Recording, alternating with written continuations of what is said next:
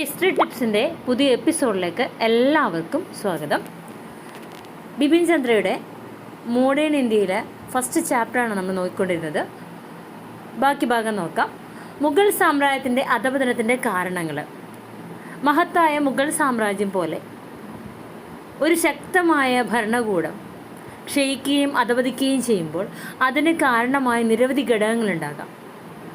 മുഗൾ സാമ്രാജ്യത്തിൻ്റെ അധപതനത്തിൻ്റെ തുടക്കം ഔറംഗസീബിൻ്റെ കരുത്തുറ്റ ഭരണത്തിൽ വരെ ചെന്നെത്തുന്നുണ്ട്.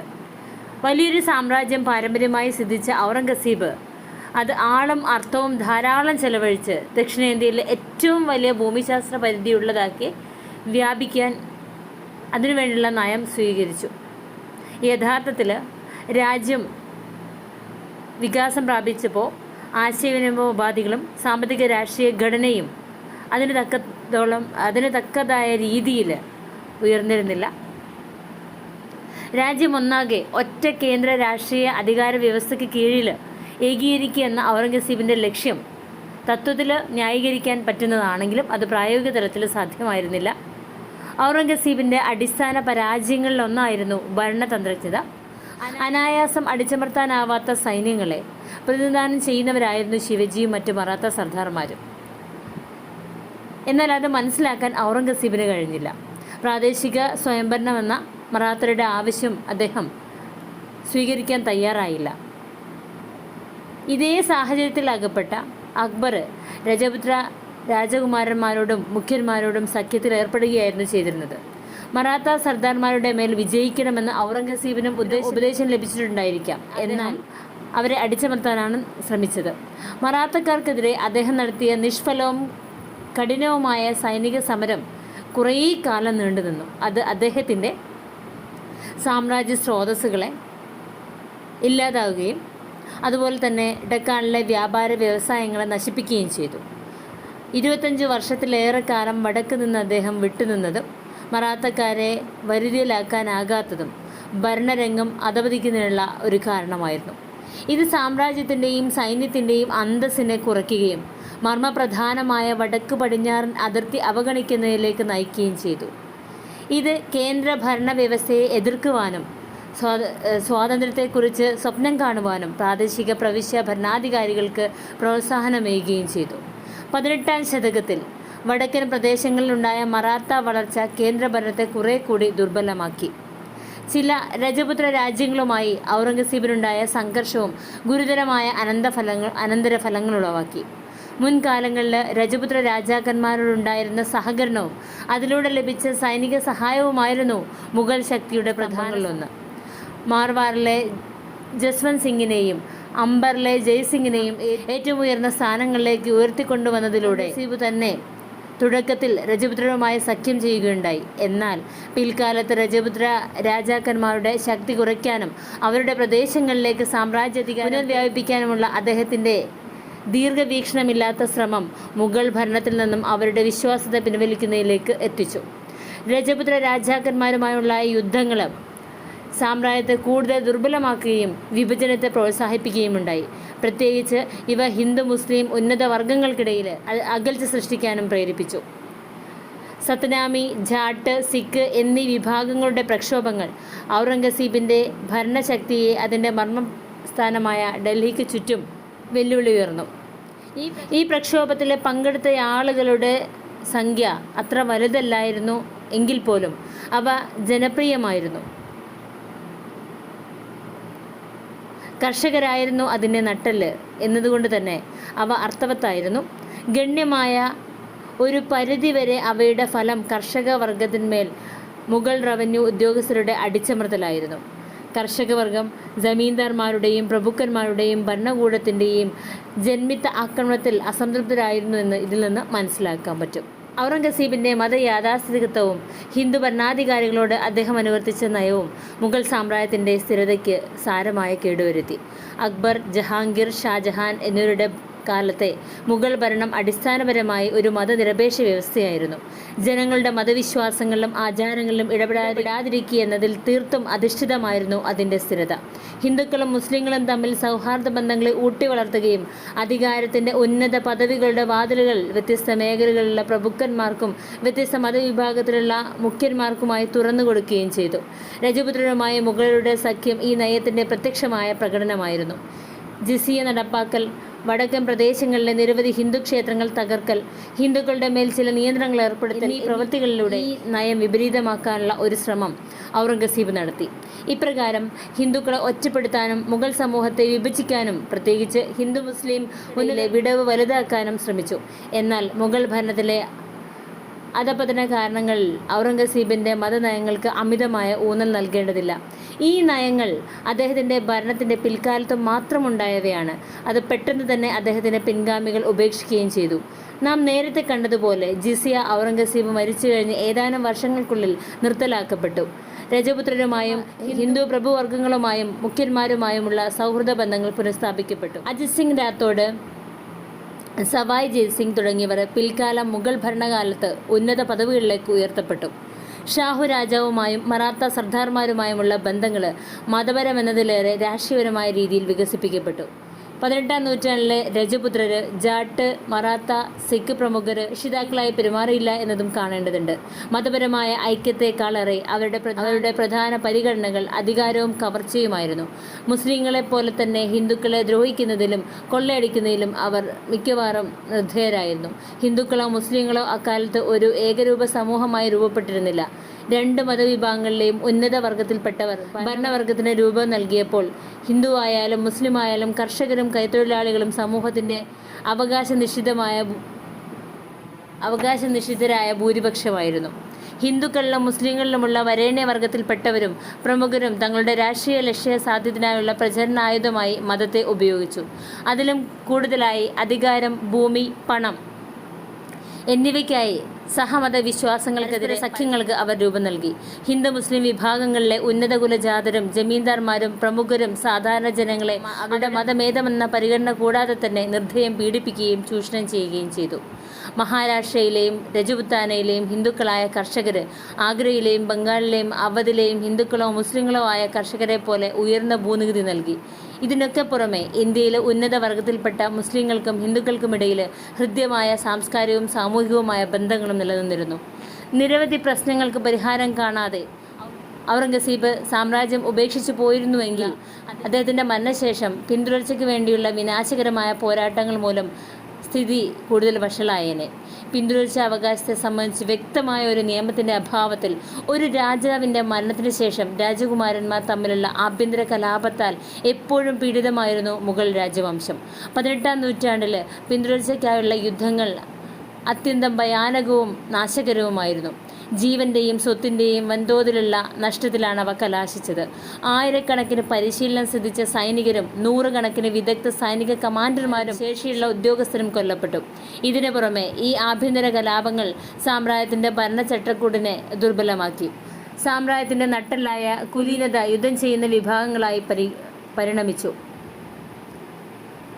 നിരവധി പ്രാദേശിക പ്രമുഖരും ഉദ്യോഗസ്ഥരും അനിശ്ചിതാവസ്ഥയും രാഷ്ട്രീയ അരാജകത്വവും തങ്ങളുടെ സ്വന്തം സ്ഥാനം ഏകീകരിക്കാനും കൂടുതൽ സ്വയംഭരണാധികാരം നേടാനും തങ്ങളുടെ പദവികൾ പാരമ്പര്യാർജിതമാക്കുവാനുമായി ഉപയോഗിച്ചു.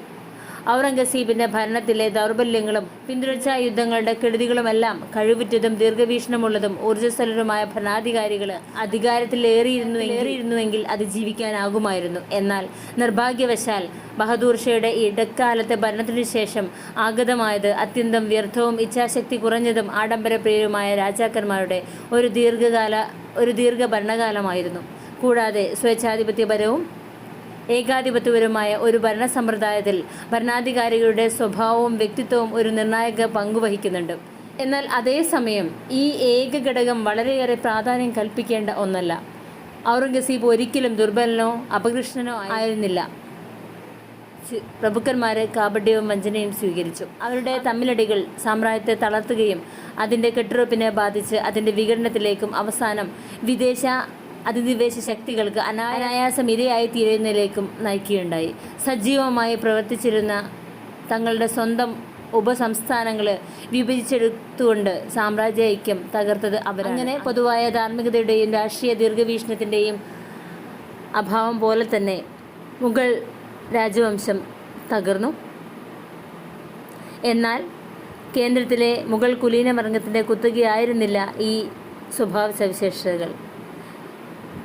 ഇവ ഏറെക്കുറെ തുല്യ അളവിൽ ഉയർന്നു വന്ന മറാത്ത മുഖ്യർ, രജപുത്ര രാജാക്കന്മാർ, ജാട്ടുകൾ, സിക്കുകാർ, സ്വയം ഭരണാധികാര പ്രവിശ്യകളിലെ പുതിയ ഭരണാധികാരികളായ ബുന്ദേല മുഖ്യന്മാർ, കലുഷിതമായ 18-ാം നൂറ്റാണ്ടിൽ അധികാരത്തിലും പ്രശസ്തിയിലും ഉയർന്നു വന്ന അസംഖ്യം ധീരന്മാർ എന്നിവരെല്ലാം ഇത് കാണാനിടയായിട്ടുണ്ട്. പ്രഭുക്കന്മാർക്കിടയിൽ വളർന്നു വന്ന സ്വാർത്ഥതയുടെയും രഹസ്യ കൂട്ടുകെട്ടിൻ്റെയും മുഖ്യ കാരണങ്ങളിലൊന്ന് പ്രഭുക്കന്മാരുടെ എണ്ണവും വ്യയവും വർദ്ധിച്ചുകൊണ്ടിരുന്നപ്പോൾ തന്നെ ജാഗിറുകളുടെ എണ്ണം കുറയുന്നതും നിലവിലുള്ള ജാഗിറുകളുടെ വരുമാനം ചുരുങ്ങുന്നതുമായിരുന്നു. അങ്ങനെ നിലവിലുള്ള ജാഗിറുകൾ കൈവശത്തിലാക്കുവാൻ അവർക്കിടയിൽ പരസ്പരം ശത്രുത ഉഗ്രമായ തോതിൽ തുടർന്നു പോന്നു.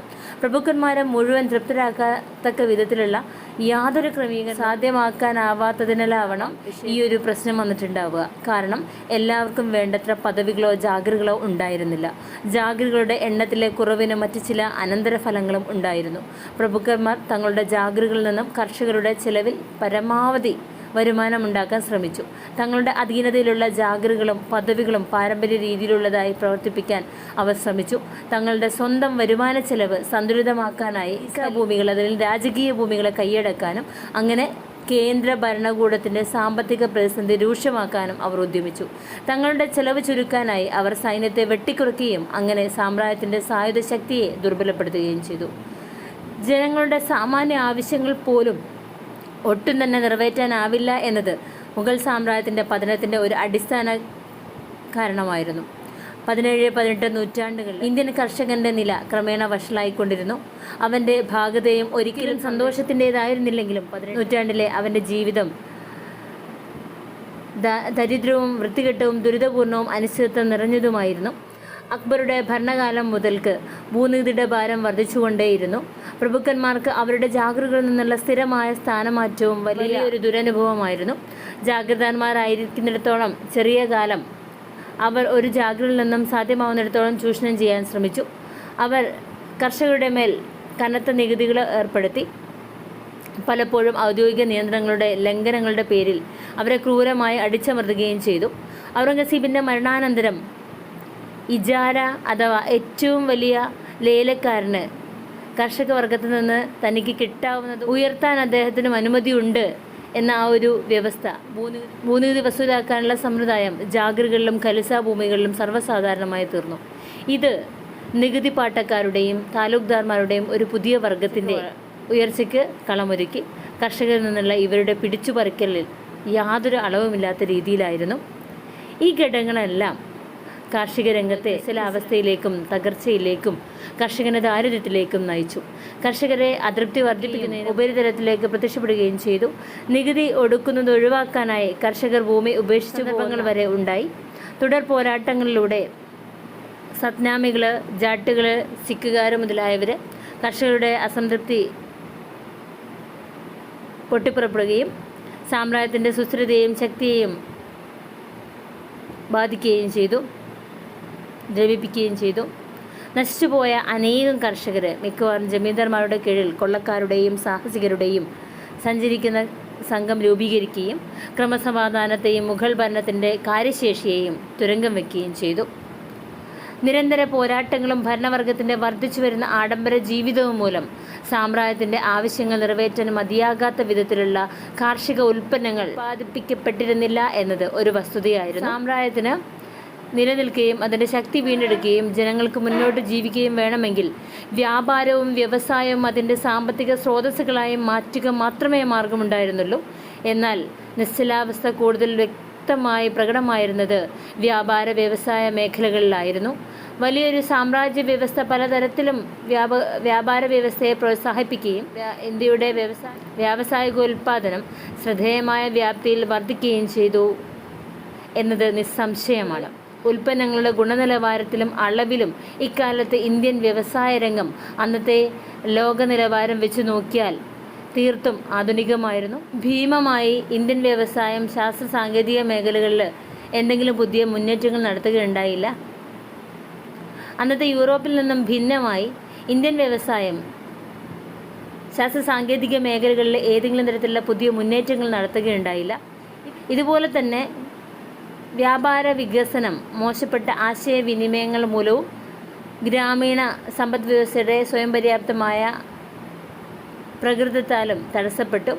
കൂടാതെ ഒരു ധനസ്രോതസ് എന്ന നിലയിലും സർക്കാരിൻ്റെ വരുമാന മാർഗമെന്ന നിലയിലും ഭൂമിക്കുള്ള അധിക പ്രാധാന്യം വിദേശ വ്യാപാരത്തെയും കടൽ വാണിഭത്തെയും അവഗണിക്കുന്നതിലേക്ക് നയിച്ചു.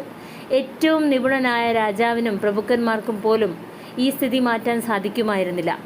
ശാസ്ത്ര സാങ്കേതിക മേഖലയുടെ വികാസത്തിൻ്റെയും സാമൂഹിക സാമ്പത്തിക രാഷ്ട്രീയ പരിവർത്തനത്തിൻ്റെയും അഭാവത്തിൽ ഇന്ത്യ യൂറോപ്പിൻ്റെ പിന്നിൽ സാമ്പത്തികമായും രാഷ്ട്രീയമായും മെല്ലെ നീങ്ങുകയും അതിൻ്റെ സമ്മർദ്ദത്തിന് കീഴടങ്ങുകയും ചെയ്തു. മുഗൾ സാമ്രാജ്യത്തിൻ്റെ അധപതനത്തിൻ്റെ ഒരു പ്രധാന സാമൂഹിക രാഷ്ട്രീയ കാരണം ജനങ്ങൾക്കിടയിൽ രാഷ്ട്രീയ ദേശീയത എന്ന വികാരം ഇല്ലായിരുന്നു എന്നതാണ്. അന്ന് ഇന്ത്യയിൽ ഒരു ആധുനിക രാഷ്ട്രം കെട്ടിപ്പടുക്കാനുള്ള ഘടകങ്ങളില്ലായിരുന്നു എന്നതാണ് ഇതിന് കാരണം. സാംസ്കാരിക ഐക്യത്തിൻ്റെ ഘടകങ്ങൾ നൂറ്റാണ്ടുകാലത്ത് നിലനിന്ന് പോരുന്നുണ്ടായിരുന്നുവെങ്കിൽ പോലും തങ്ങൾ എല്ലാവരും ഇന്ത്യക്കാരാണ് എന്ന തോന്നൽ ഇന്ത്യയിലെ ജനങ്ങൾക്ക് അനുഭവപ്പെട്ടിരുന്നില്ല. അല്ലെങ്കിൽ അവർ അത്തരമൊരു ഏകതയെക്കുറിച്ച് അവബോധമുള്ളവരോ പൊതു താല്പര്യങ്ങളുള്ളവരോ ആയിരുന്നില്ല. അതിനാൽ ഒരാളുടെ രാഷ്ട്രത്തിനു വേണ്ടി ജീവിക്കുകയും മരിക്കുകയും ചെയ്യുക എന്ന ആദർശം നിലനിന്നിരുന്നില്ല. മറിച്ച് ജനങ്ങൾ വ്യക്തികളോടും വർഗങ്ങളോടും ജാതികളോടും മതസംഘങ്ങളോടും യഥാർത്ഥത്തിൽ രാജ്യത്തെ ഏതെങ്കിലും ഒരു വിഭാഗമോ വർഗമോ രാജ്യത്തിൻ്റെയോ സാമ്രാജ്യത്തിൻ്റെയോ ഐക്യം പരിപാലിക്കാൻ അങ്ങേയറ്റം താല്പര്യപ്പെട്ടിരുന്നില്ല. അത്തരം ഐക്യം ശക്തമായ ഭരണാധികാരികൾ മുകളിൽ നിന്ന് അടിച്ചേൽപ്പിച്ചതിലൂടെ നിലനിൽക്കുകയായിരുന്നു. കർഷക വിഭാഗത്തിൻ്റെ കൂറ് അവരുടെ ഗ്രാമത്തോടും ജാതിയോടും മാത്രമായി ഒതുങ്ങിയിരുന്നു. കൂടാതെ അവർക്ക് സാമ്രാജ്യത്തിൻ്റെ രാഷ്ട്രീയത്തിൽ ഒട്ടും താല്പര്യമില്ലായിരുന്നു. അതുമാത്രമല്ല, ആ താല്പര്യങ്ങൾ തങ്ങളുടെ സ്വന്തം താല്പര്യങ്ങളുമായി ചേർത്തുവെച്ചതുമില്ല. അവർക്ക് ഇത്തരം കാര്യത്തിൽ അല്പം സന്ദേഹമുണ്ടായിരുന്നു. പുറമേ നിന്നുള്ള ആക്രമണങ്ങളെ പ്രതിരോധിക്കുന്നതിനെക്കുറിച്ച് പോലും അവർ ഉത്കണ്ഠപ്പെട്ടില്ല. ദൗർബല്യത്തിൻ്റെ സൂചനകൾ പ്രകടിപ്പിച്ച കേന്ദ്ര ഭരണത്തിനെതിരെ പോരാടാനുള്ള പ്രവണത കാണിച്ചു ജമീന്ദാർമാർ. തങ്ങളുടെ അധികാരവും സമ്പത്തും നിയന്ത്രണത്തിലാക്കിയ കരുത്തുറ്റ കേന്ദ്രീകൃത ഭരണവ്യവസ്ഥയെ അവർ എതിർത്തു. പ്രഭുക്കന്മാർ നേരത്തെ തന്നെ തങ്ങളുടെ രാജവംശത്തോട് ഉദാത്തമെന്ന് പറയാവുന്ന കൂറ് പുലർത്തിയിരുന്നു. എന്നാൽ ഇതിന് പകരമായി അവർക്ക് ലഭിച്ചിരുന്ന ഉന്നത പദവികളെയും അവകാശങ്ങളെയും മുഖ്യമായി അടിസ്ഥാനമാക്കിയുള്ളതായിരുന്നു. രാജവംശത്തിൻ്റെ പതനത്തോടെ പ്രഭുക്കന്മാർ തങ്ങളുടെ സ്വാർത്ഥ താൽപ്പര്യങ്ങളും അഭിലാഷങ്ങളുമെല്ലാം രാജ്യത്തോടുള്ള വിശ്വസ്തതയ്ക്ക് മുമ്പിൽ പ്രതിഷ്ഠിക്കുകയും സ്വയംഭരണാവകാശമുള്ള ഉപസംസ്ഥാനങ്ങൾ വിഭജിച്ചെടുത്തുകൊണ്ട് സാമ്രാജ്യത്തിൻ്റെ ഐക്യത്തെ തന്നെ നശിപ്പിക്കുകയും ചെയ്തു. മറാത്തർ, ജാട്ടുകൾ, രജപുത്രർ സാമ്രാജ്യത്തിനെതിരെ കലഹിച്ചവർ പോലും പ്രാദേശികവും വർഗപരവും വ്യക്തിപരവുമായ അധികാരങ്ങൾക്ക് വേണ്ടിയുള്ള ഏകീകരണത്തിലായിരുന്നു. അല്ലാതെ ഇന്ത്യ എന്ന ഒരു രാഷ്ട്രത്തിനോ അതിൻ്റെ ഐക്യത്തിനോ വേണ്ടിയായിരുന്നില്ല അവരുടെ താല്പര്യം. ഇന്ത്യൻ സമ്പദ് വ്യവസ്ഥ, സാമൂഹിക ബന്ധങ്ങൾ, ജാതിഘടന, രാഷ്ട്രവുമായി ബന്ധപ്പെട്ട സ്ഥാപനങ്ങൾ എന്നിവയുടെ അപ്പോഴത്തെ സ്വഭാവമനുസരിച്ച് ഇന്ത്യൻ സമൂഹം ഒരു രാഷ്ട്രമെന്ന നിലയിൽ ഉയർന്നു വരാൻ തക്കവിധത്തിലുള്ള ഏകീകരണത്തിൽ അപ്പോഴും പാകപ്പെട്ടിരുന്നില്ല എന്നതാണ് യാഥാർത്ഥ്യം. മുകളിൽ ചർച്ച ചെയ്ത ഘടകങ്ങൾ മുഗൾ സാമ്രാജ്യത്തിൻ്റെ ഭരണവ്യവസ്ഥയും സൈനിക ശക്തിയും തകർത്തിരുന്നില്ല എങ്കിൽ അത് കുറേ കാലത്തേക്ക് കൂടി തുടർന്നു പോയേനെ. 18-ാം നൂറ്റാണ്ട് കാലത്ത് സാമ്രാജ്യത്തിൻ്റെ ഭരണപരമായ നൈപുണ്യത്തിൽ ദ്രുതമായ അപജയം സംഭവിച്ചു. ഭരണം അവഗണിക്കപ്പെടുകയും ക്രമസമാധാനം രാജ്യത്തിൻ്റെ പല ഭാഗങ്ങളിൽ തകരുകയും ചെയ്തു.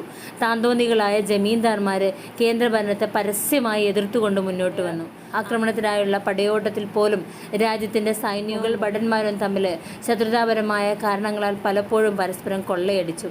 അഴിമതിയും കൈക്കൂലിയും അച്ചടക്കമില്ലായ്മയും കഴിവുകേടും അനുസരണക്കേടും അവിശ്വാസം ഉയർന്ന തോതിൽ എല്ലാതരം ഉദ്യോഗസ്ഥന്മാരിലും നിറഞ്ഞു നടമാടി. കേന്ദ്ര ഭരണകൂടമാകട്ടെ പാപ്പരത്വത്തിൻ്റെ വക്കിലായിരുന്നു. മിക്ക സന്ദർഭങ്ങളിലും നേരത്തെ കരുതി വച്ചിരുന്ന സ്വത്ത് ശേഷിക്കുകയും നിലവിലുള്ള വരുമാന മാർഗങ്ങൾ നേർത്തുവരികയും ചെയ്തു. കേന്ദ്രത്തിനുള്ള പ്രാദേശിക നികുതികൾ അടയ്ക്കുന്നതിൽ പല പ്രവിശ്യകളും പരാജയപ്പെട്ടു. സുഹൃബന്ധങ്ങളിലായിരുന്ന പ്രഭുക്കളെ പ്രീണിപ്പിക്കാൻ ചക്രവർത്തിമാർ ഈ ഭൂമികളിൽ നിന്നും ജാഗിറുകൾ അനുവദിച്ച് നൽകുന്നതിലൂടെ ഖലീസ ഭൂമിയുടെ വ്യാപ്തി കുറഞ്ഞുകൊണ്ടിരുന്നു. പ്രക്ഷോഭകാരികളായ ജമീന്ദാർമാർ നികുതി പതിവായി തടഞ്ഞുവെച്ചു. കർഷകരെ അടിച്ചമർത്തിക്കൊണ്ട് വരുമാനം വർദ്ധിപ്പിക്കാനുള്ള പരിശ്രമങ്ങൾ പൊതുജന പ്രതിഷേധത്തിലേക്ക് വഴിയൊരുക്കി. ഒടുവിൽ സാമ്രാജ്യത്തിൻ്റെ ശേഷിയും നശിപ്പിക്കപ്പെട്ടു. 18-ാം നൂറ്റാണ്ടിൽ മുഗൾ സൈന്യത്തിന് അച്ചടക്കവും യുദ്ധധാർമ്മികതയും നഷ്ടപ്പെട്ടു. വലിയൊരു സൈന്യത്തെ സംരക്ഷിക്കുക എന്നത് സാമ്പത്തിക ദാരിദ്ര്യം മൂലം സാധ്യമായിരുന്നില്ല. പട്ടാളക്കാർക്കും ഉദ്യോഗസ്ഥർക്കും മാസങ്ങളോളം വേതനം നൽകാനായില്ല. അവർ കേവലം കൂലിപ്പട്ടാളക്കാരായിരുന്നതുകൊണ്ട് സ്ഥിരമായി അവർ അസംതൃപ്തരായിരുന്നു. സൈനിക കലാപത്തിൻ്റെ വക്കിലേക്ക് അതെത്തിച്ചു. പ്രഭുക്കൾ കൂടിയായിട്ടുള്ള കമാൻഡർമാർ സാമ്പത്തിക കുഴപ്പങ്ങൾ മൂലം തങ്ങളുടെ സൈനിക ശക്തി പൂർണ്ണമായി നിലനിർത്തിയിരുന്നില്ല. കൂടാതെ ആഭ്യന്തര കലാപങ്ങൾ നിരവധി ബുദ്ധിശാലികളായ കമാൻഡർമാരുടെയും ധീരരും അനുഭവസമ്പന്നരുമായ സൈനികരുടെയും മരണത്തിൽ കലാശിച്ചു. ഒരു സാമ്രാജ്യത്തിലെ ആത്യന്തിക പിൻബലവും മഹത്തായ മുഗളന്മാരുടെ അഭിമാനവുമായിരുന്ന പട്ടാളം അങ്ങനെ അധികാരമോഹികളായ പ്രഭുക്കളെയും മുഖ്യന്മാരെയും നിയന്ത്രിക്കുന്നതിൽ അല്ലെങ്കിൽ വിദേശാക്രമണത്തിൽ നിന്ന് സാമ്രാജ്യത്തെ പ്രതിരോധിക്കുന്നതിൽ പരാജയപ്പെട്ടു. തുടർന്നുണ്ടായ വൈദേശികാധിനിവേശങ്ങളിൽ നിന്നാണ് മുഗൾ സാമ്രാജ്യത്തിൽ നിന്ന് ഏറ്റവും ഒടുവിലത്തെ പ്രഹരം ലഭിച്ചത്. സാമ്രാജ്യത്തിൻ്റെ ദൗർബല്യത്തിൻ്റെ പരിണതഫലമായി സംഭവിച്ച നാദിർ ഷായുടെയും അഹമ്മദ് ഷാ അബ്ദാലിയുടെയും ആക്രമണം സാമ്രാജ്യത്തിൻ്റെ സമ്പത്ത് ചോർത്തുകയും വടക്കൻ മേഖലയിലെ വ്യാപാരം വ്യവസായം തകർക്കുകയും സൈനിക ബലം ഏകദേശം അപ്പാടെ തന്നെ നശിപ്പിക്കുകയും ചെയ്തു. പ്രതിസന്ധിയിൽ വിലപ്പെട്ട സാമ്രാജ്യത്തിന് കരകയറാനുള്ള അവസാന പ്രതീക്ഷയെ ബ്രിട്ടീഷുകാരുടെ ഭാഗത്തു നിന്നും ഉയർന്ന വെല്ലുവിളി തട്ടിക്കളഞ്ഞു. ഈ അവസാന വസ്തുതയിലാണ് മുഗൾ സാമ്രാജ്യാധിപത്യത്തിൻ്റെ മുഖ്യമായ അനന്തരഫലം കുടികൊള്ളുന്നത്. ഇന്ത്യൻ അധികാര ശക്തികളിൽ ഒന്നുപോലും മഹത്തായ മുഗൾ പാരമ്പര്യം ഏറ്റെടുക്കാൻ അവകാശപ്പെട്ട് ഉയർന്നു വന്നില്ല. കാരണം സാമ്രാജ്യത്തെ നശിപ്പിക്കാൻ തക്ക ബലമുള്ളതായിരുന്നു എങ്കിലും അതിനെ ഏകീകരിക്കാനോ അതിൻ്റെ സ്ഥാനത്ത് നിന്ന് പുതുതായി ഒന്ന് സൃഷ്ടിക്കാനോ തക്ക കരുത്തുണ്ടായിരുന്നില്ല. പാശ്ചാത്യ നാട്ടിൽ നിന്ന് കടന്നുവരുന്ന പുതിയ ശത്രുവിനെ നേരിടാൻ ശേഷിയുള്ള ഒരു സാമൂഹ്യ ക്രമം സൃഷ്ടിക്കാൻ അവർക്കായില്ല. മുഗളന്മാർ നേതൃത്വം നൽകിയതുപോലെ ആസന്ന മരണം കാത്തുകഴിയുന്ന സാമൂഹിക വ്യവസ്ഥയാണ് അവയെല്ലാം പ്രതിനിധീകരിക്കുന്നത്. കൂടാതെ അവയെല്ലാം കരുത്തുറ്റ മുഗൾ സാമ്രാജ്യത്തെ നശിപ്പിച്ച ദൗർബല്യങ്ങളാൽ ദുരിതമനുഭവിക്കുന്നവയായിരുന്നു. മറുവശത്ത് യൂറോപ്യന്മാർ ഇന്ത്യയുടെ പടിവാതിലിൽ മുട്ടിക്കൊണ്ടിരുന്നതിനിടയിലുള്ള സാമ്പത്തിക വ്യവസ്ഥയിൽ നിന്നും ഉരുത്തിരിഞ്ഞ സമൂഹത്തിൽ നിന്നും വന്നവരും ശാസ്ത്ര സാങ്കേതിക രംഗങ്ങളിൽ കൂടുതൽ അറിവുള്ളവരുമായവർക്ക് പ്രയോജനകരമായി തീർന്നു. മുഗൾ സാമ്രാജ്യാധിപത്യത്തിൻ്റെ ദുരന്തമെന്നത് അതിൻ്റെ മൂടുപടം ഒരു വിദേശ ശക്തിയുടെ മേൽ വീണുവെന്നതാണ്. സ്വന്തം താൽപ്പര്യങ്ങളിൽ നൂറ്റാണ്ടുകൾ പഴക്കമുള്ള രാജ്യത്തിൻ്റെ സാമൂഹിക സാമ്പത്തിക രാഷ്ട്രീയ ഘടനയുടെ സ്ഥാനത്ത് ഒരു കൊളോണിയൽ ഘടന പ്രതിഷ്ഠിച്ചു എന്നതാണ്. എന്നാൽ ഈ തിന്മയിൽ നിന്നും ചില സത്ഫലങ്ങളും ഉണ്ടാകാനിരിപ്പുണ്ടായിരുന്നു. ഇന്ത്യൻ സമൂഹത്തിൻ്റെ നിശ്ചലാവസ്ഥ തകരുകയും മാറ്റത്തിൻ്റെ നവശക്തികൾ ആവിർഭവിക്കുകയും ചെയ്തു. കൊളോണിയൽ ബന്ധത്തിൽ നിന്നും വളർന്നുവന്ന ഈ പ്രക്രിയ അതോടൊപ്പം കടുത്ത ദുരിതവും ദേശീയ ഛിദ്രവും കൊണ്ടുവന്നു. സാമ്പത്തിക രാഷ്ട്രീയ സാംസ്കാരിക പിന്നോക്കാവസ്ഥ എടുത്തു പറയേണ്ടതില്ല. എന്നാൽ മാറ്റത്തിൻ്റെ ഈ നവശക്തികളാണ് ആധുനിക ഇന്ത്യക്ക് ചലനാത്മകത പ്രദാനം ചെയ്തത്. ഇനി നമുക്ക് മോഡേൺ ഇന്ത്യയുടെ 2ാമത്തെ ചാപ്റ്ററാണ് നോക്കാനുള്ളത്. നമുക്ക് നെക്സ്റ്റ് വീഡിയോയിൽ നോക്കാം. Okay, thank you.